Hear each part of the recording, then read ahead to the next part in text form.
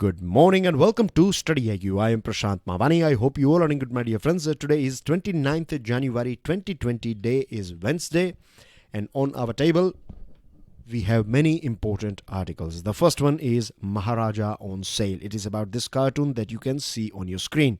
Let me zoom it up for you guys. It's about Air India. Now, I'm sure you'd be aware about this thing that government is trying to sell Air India. This is not the first time. Earlier on, government tried to woo some buyers, but that attempt was a big failure. I'm talking about 2018. And the reason behind the failure of first attempt, or the reasons I would say, the first one is government was going to keep 76%, 24% with itself, and government was only ready to sell 76%. So that is said as the first reason why the first attempt failed. The second one was too much of debt on this Maharaja. So from 2018 till now, government has engaged with various different prospective buyers, and now government has came out with a very exceptionally favorable offer, a tailored offer, I can say. So that's a good thing. Now, the first question, or one of the most important question, is why government should get rid of this airline.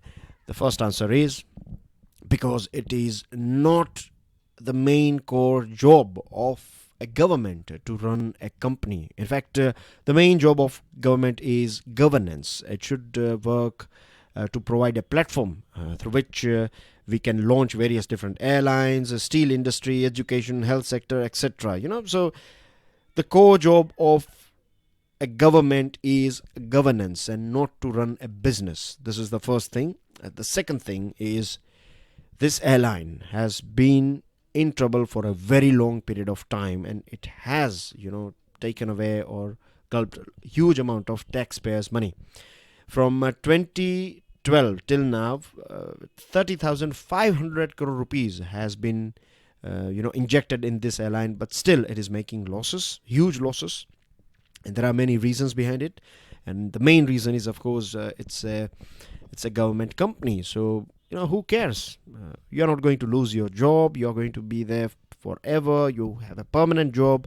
If your company is performing or not performing very well, it's not going to make a difference. And this is one of the culture that we find in various different government companies like BSNL.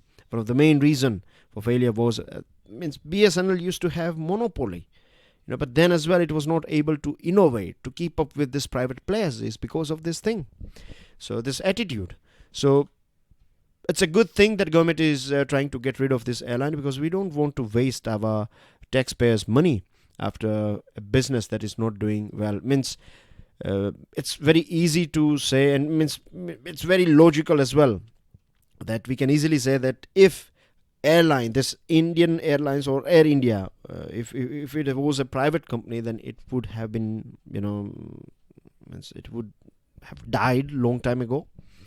But anyway, the expression of interest, the new one, is talking about 100% equity. Government is ready to sell 100% equity of this airline. And one problem that government may face in this latest deal is there are 17,984 employees of Air India, and then you have 9,617 employees of Air India Express, and the nature of their job is permanent. They are government employees, so you have a huge employee base to deal with. Now, to earn profit, there are a few basic things that you have to do.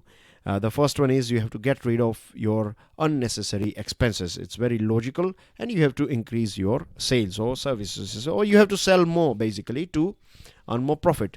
Reduce your unnecessary expenses and sell more, and you will see profit. It's very simple business, you can say, solution.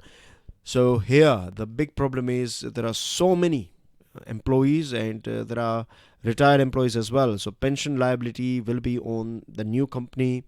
Then you have all these facilities. They are in their contract. This retired people or the people who are working at present, they have some sort of perks like free or rebated tickets that they get, and for themselves and for their family members. So that's again a sort of expense for a private player.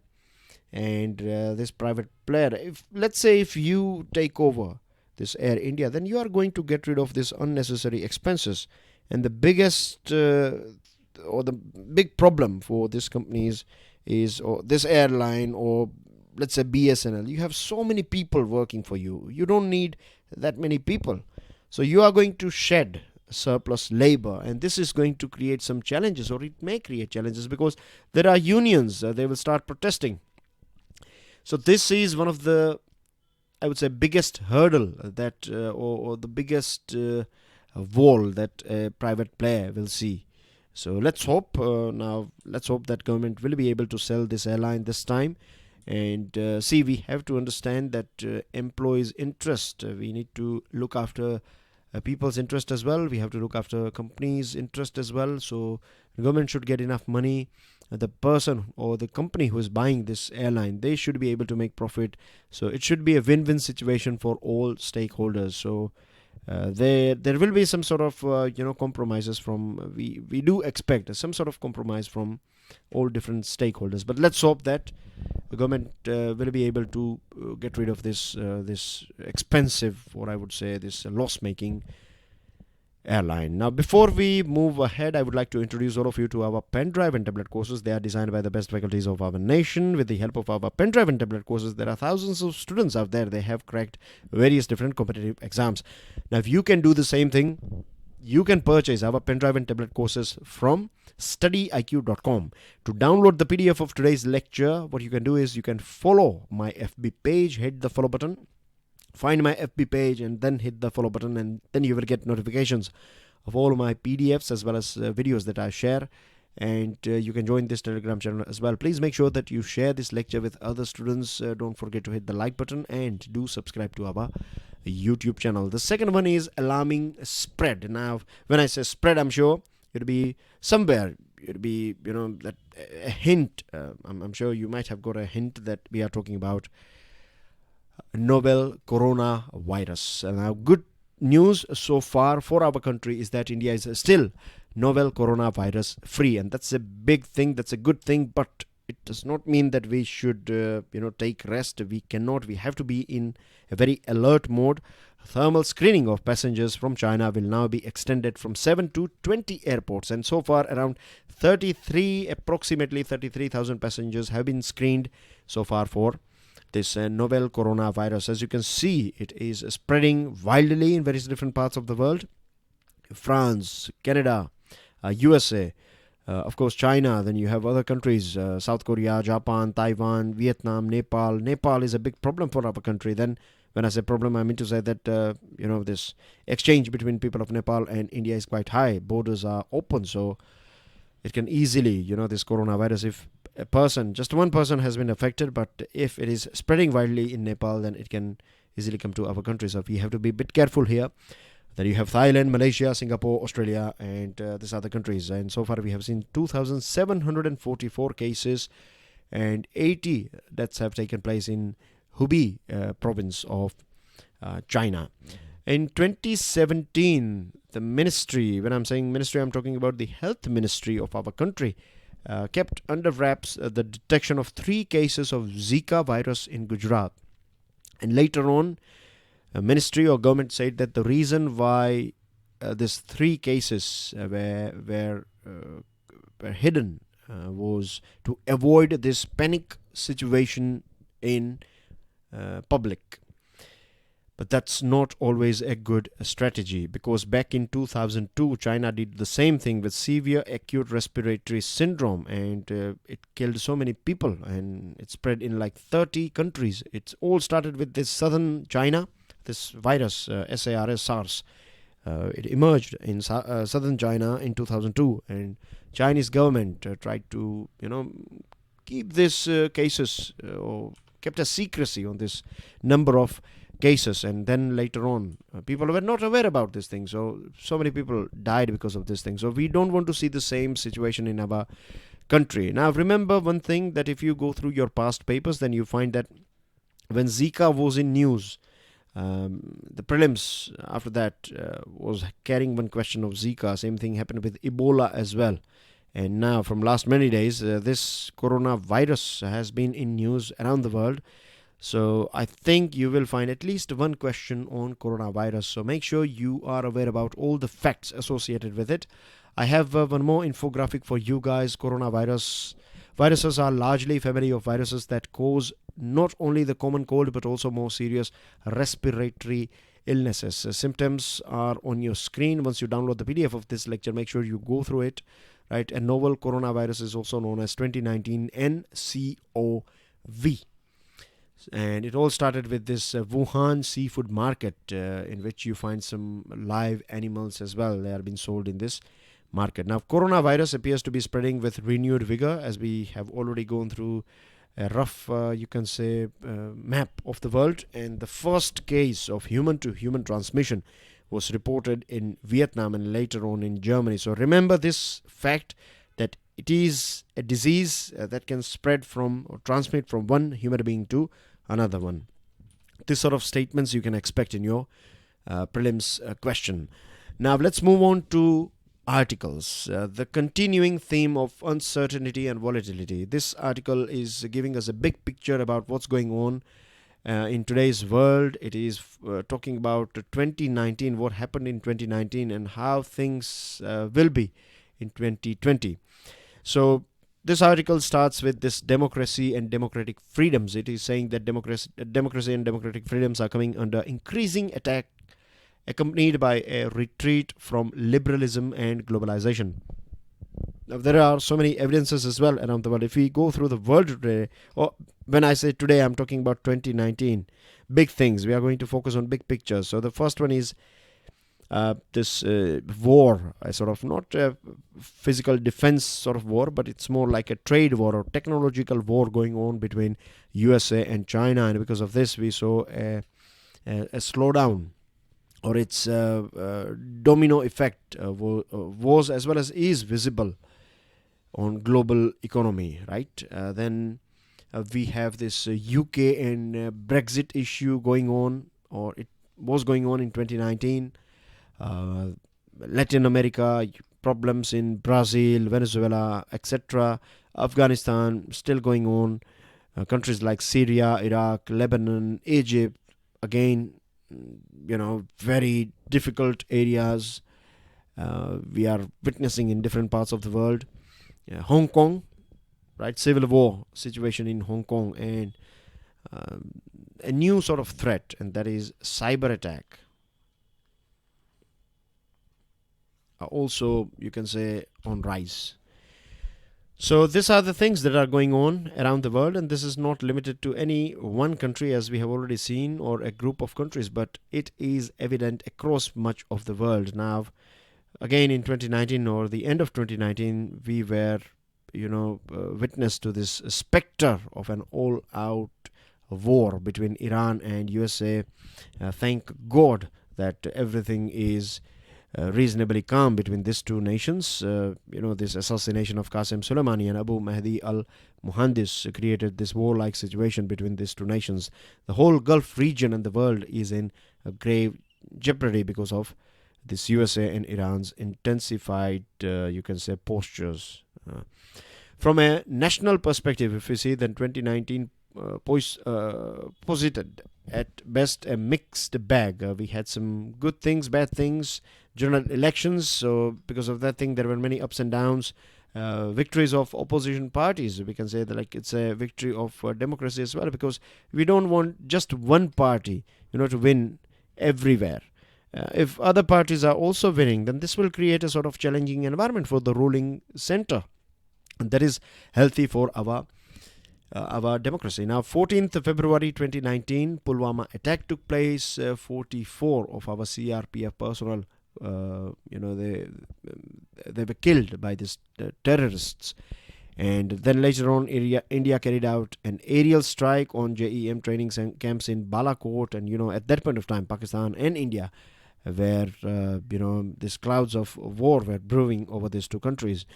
Now, second half of 2019, we saw this abolishment of Article 370, and this has created a pressure cooker atmosphere in Jammu and Kashmir.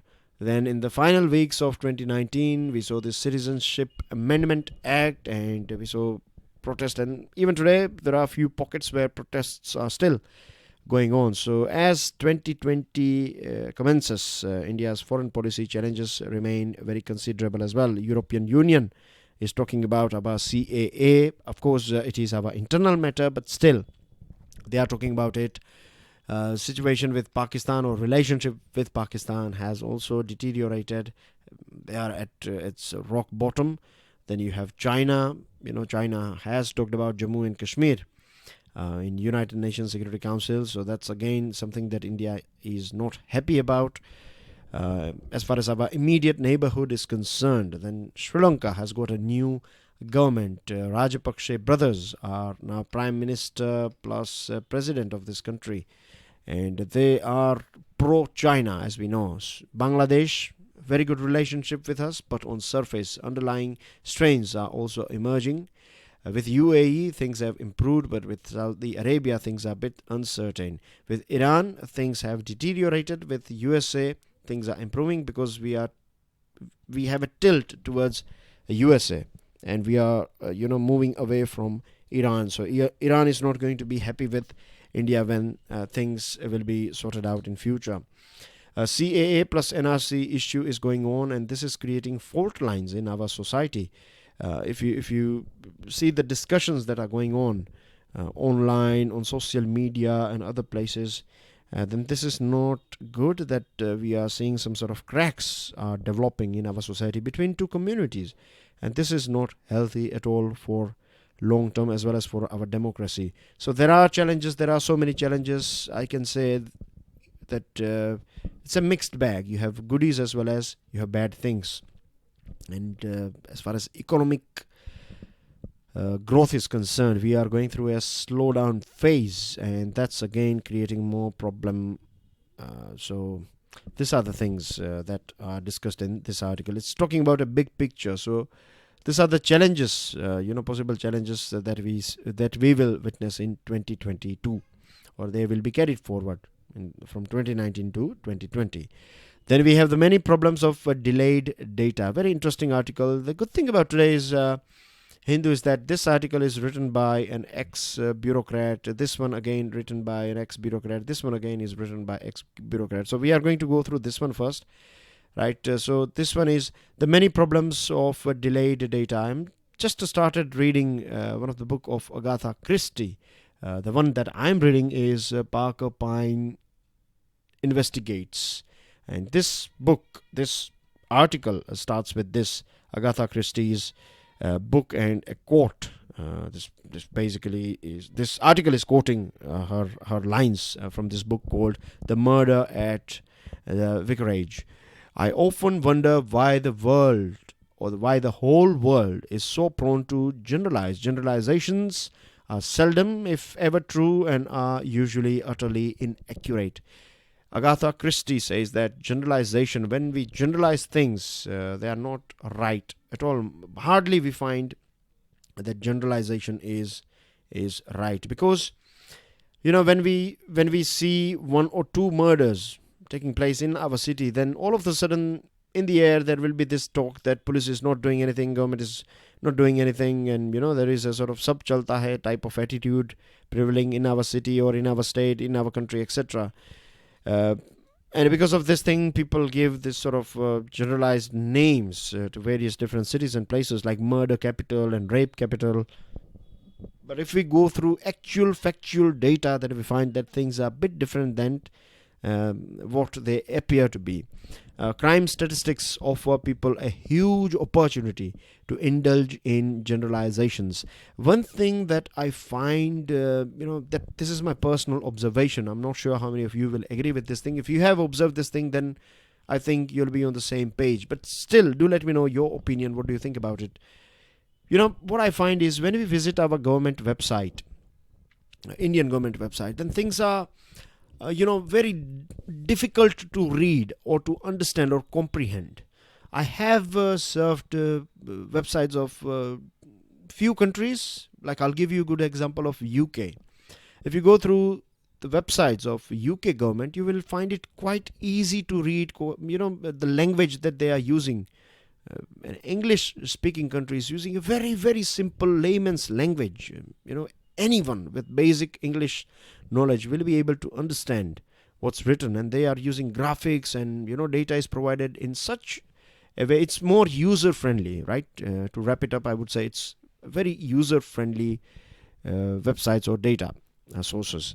Here things are a bit difficult. So this is one of the main reasons, like when we are not able to comprehend the data properly, then we tend to fall into trap of generalization. Now we have this NCRB, that is National Crime Records Bureau, and it comes out with this crime in India reports every year, hopefully, but things are not always regular. And I'm not blaming NCRB here, because NCRB basically assembles data or figures that it receives from state police force, and it will not tinker, or it will not manipulate the data. It will just collect the data, and it will provide it for public use as soon as possible and in as easily as possible. But there are so many states out there, they are reluctant, and they don't provide data easily to NCRB, and because of that, NCRB is in a very, you can say, tight corner, that it has to publish whatever it has in its hand. And because of this thing, we don't get a proper data, or we cannot take a formal decision. Like, imagine if you have just data of nearly, let's say, 50 or 60% of states. Rest of the states, they have not shared their data. Then the policies that you will make, they are going to be weak, because they are far from reality. So this data that is released recently, like 2 years delay, has been observed in 2017's statistic. And right after 2 months, NCRB came out with this 2018 report.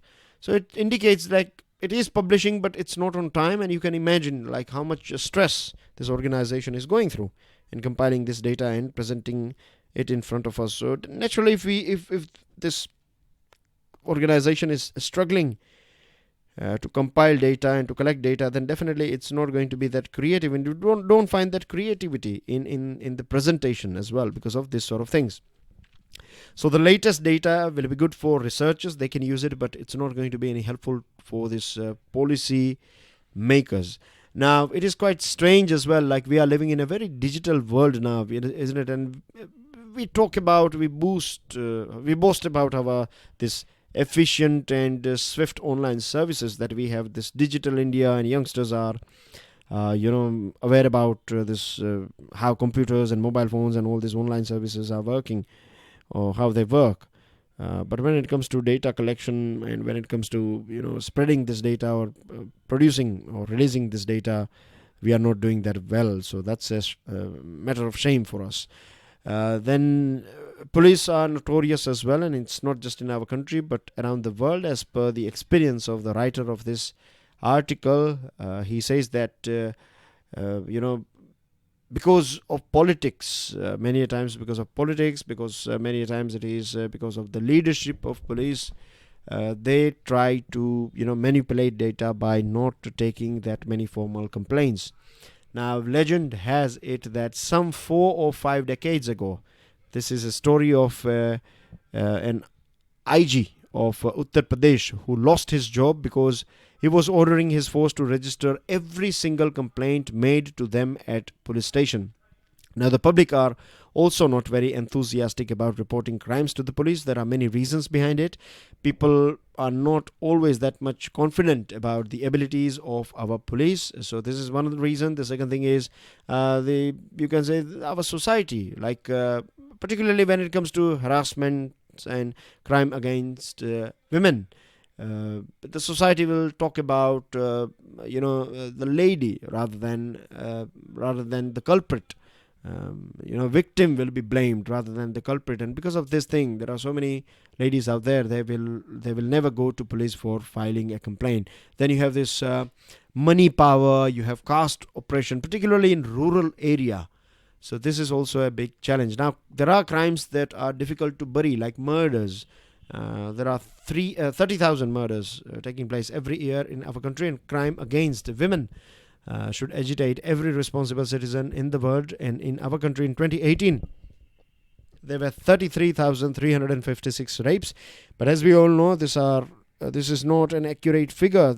I'm sure there will be more than 33,356. But as we have just discussed, that reason why you don't find this sort of accurate figure is because of this shame and other things associated with this crimes, and this is created by our society, and this is very bad as well. So that's done. Now let's talk about dissent won't hurt a nation's foreign agenda. Recently, European Union, yesterday we were talking about European Union, and European Union is talking about our CAA, and there are other protests that are going on in different pockets of our country because of various different things. So the government is thinking, and there are people out there, they are saying that because of this thing, our foreign policy or our interest will get hurt, and it will create a bad image of our country. But that is not always right. The first thing that we have to understand is that we have a UN Charter for the world. As per this charter, a sovereign country is allowed to take internal decisions by itself. It should not work under compulsion of any other nation. A sovereign country is free to do. The second thing is free to do its business. The second thing is interfering in the internal affairs of other nations is specifically prohibited under UN Charter. Now, if we go through this NAM, that is non-aligned movement, this South African apartheid system was still going on when it was when it became part of this NAM.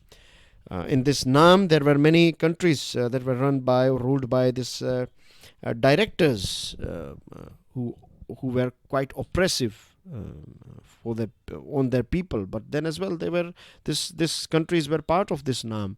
So what's going on in your country is not always a big thing when it comes to bilateral or multilateral relationship. Of course, countries will talk about it, discuss about it. We do explain what's going on in our country and things like that. But just thinking that all this protest will create bad image and it will destroy our bilateral and multilateral ties, then that is not right. Back in 1991, India took a very tough stand when Aung San Suu Kyi was imprisoned. But after a few months only, India was happy to accept this new military regime in Burma. USA, we find many a times, it will take a stand. USA agitated once in 2003 when Libya was made this chair of Human Rights Commission, and USA openly said that a country and the rulers of this country who are facing this crimes, or they are like prima facie indulging in this human rights violations, they should not be part of, or they should not be chair of this Human Rights Commission. But then as well, USA was having a relationship with Libya. Recently, France witnessed this, in Paris and other suburban area, there were protests going on. But still, countries are having a relationship with France. China, Hong Kong, things are not good for a long period of time, now more than 1 year. But still, business is going as usual when it comes to bilateral and multilateral ties are concerned. So every single country will develop relationship with another country based on its own personal interest, and for any country, its own constitution should be the only guide. And we have Supreme Court in our country, so we have enough check and balance. So we should not be worried about this thing. Of course, that does not mean that we should not work to stop these protests. The government should engage with all these people. As you know, we have talked about this thing yesterday as well. But what I'm trying to say here is that this protests that are going on should not scare us, when it comes to our international image as well as our multilateral and bilateral ties. Now, last one is about exclaiming the slowdown. Now, here I find some interesting viewpoint. This article is talking about, it starts with 1991 economic reforms. After that, for a very long period of time, we have witnessed a 7% average growth rate, which is not bad. And then if we do in-depth analysis of 5 key macroeconomic variables, they are consumption, investment, savings, export, and net foreign direct investment inflows, then we find that there are 2 different scenarios in these two different periods. One is between 2003 and 11, and the other one is 11 to 2019. Now the results reveal that compared to 2003-11, investment and savings rates and exports GDP ratio declined in 2011-19 period compared to what it was in between 2003 and 11. The investment rate declined when it comes to household sector, caused mainly by, this was because of household sector, public sector, but things were going okay in corporate sector. So corporate sector was not bad when it comes to investment, but the other two places they saw, or other two pillars, they saw a drop in investment rate.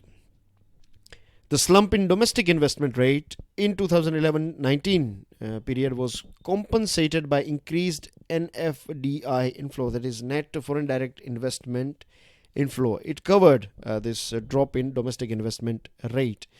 Then the decline in household sector investment justifies the package of measures. Like recently, a few months ago, central government came out with a housing package, and this itself indicates that household sector is not going, or is not doing, and has not been doing well for a very long period of time now. The questionable policy here is that why government opted for this corporate income tax rate slash, because as per this argument, corporate sector is having enough money. Corporate sector is already investing, right? What we should have done as per this article is that we should have used that money. The discount, or you can say slash, is going to take away a huge amount of money from government. So government should have, rather than giving exemption or tax rate cut to this industry, government should have supported rural consumption by injecting money in rural area via infrastructure and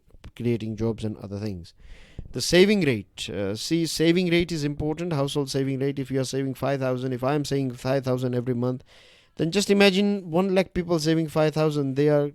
Most of them are keeping this money in their banks, so bank will have enough money to lend, interest rate will come down, and this will attract other investors and business people to take loans. So this will keep the wheel of economy in motion. But when your household saving is not that great, that means you are spending money, right? Particularly on necessary items. So this article is saying that this 2011 to 12 to 2018-19, what we have seen is mainly because of consumption and not investment.